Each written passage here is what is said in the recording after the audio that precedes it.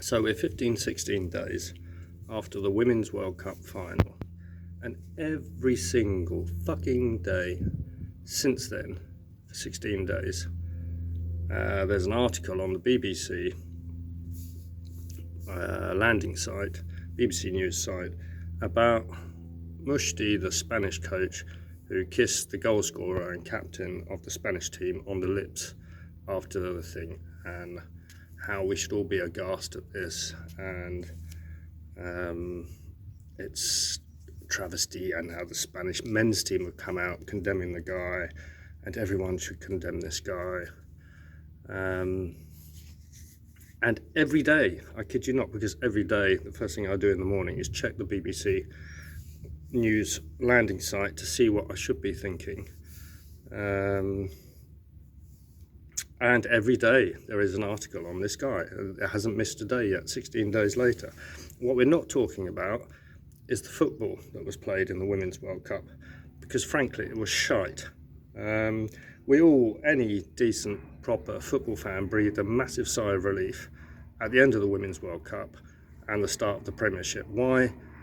Simply because we can watch some decent football again.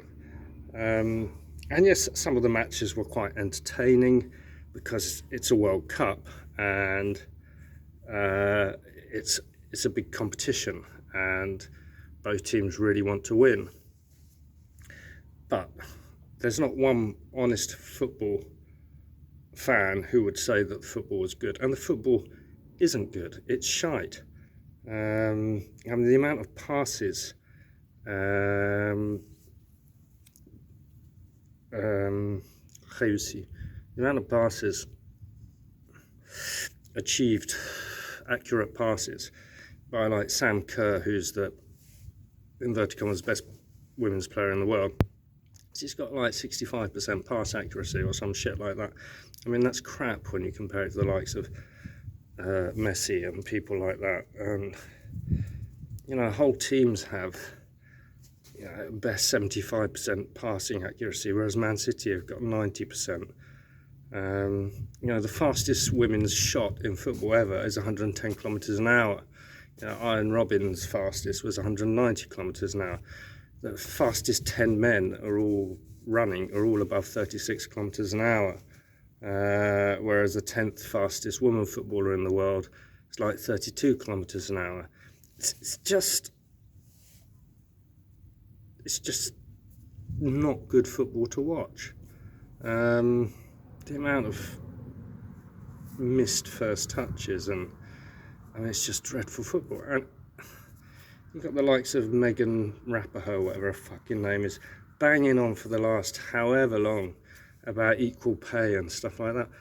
Fucking play some decent football, and then maybe you'll get paid equally. If you're that fucking good, Megan Rapinoe, why aren't you playing in the United States men's team?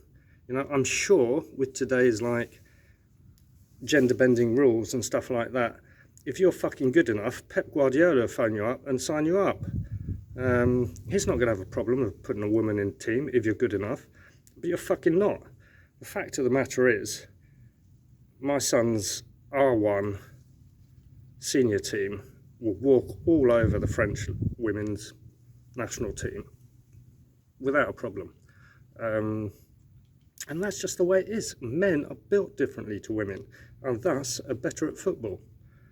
And all we're talking about still is some bizarrely white European man who's done something wrong. And he has done something wrong. I mean, like, it's out of place to kiss somebody on the lips, be it a man or a woman.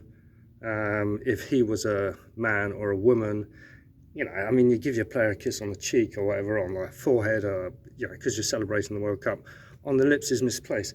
But he didn't bend her over and fuck her up the arse or something like that, did he?